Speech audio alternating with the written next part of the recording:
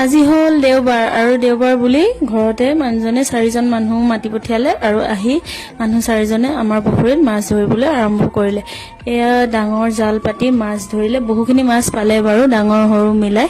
আৰু এই মানুহজনে পানীখিনিৰ পৰা, লেতেৰা পানীখিনিৰ পৰা মাছখিনি ধুনীয়াকৈ চাফা কৰি উলিয়াই দিছে আৰু তেওঁলোকে সবখিনি কৰি দিছে। তেওঁলোকে মাছ মৰাৰ বাবদ টকা লৈছে আৰু তাৰ উপৰিও আমি খাবলৈ বুলি অলপ মাছ তেওঁলোকক দি পঠালো, কাৰণ কষ্টৰে যিহেতু ধৰিছে, নিদিলে মনটো ভাল নালাগিব, সেইবাবে আমি অলপ মাছ তেওঁলোকক দি পঠালো।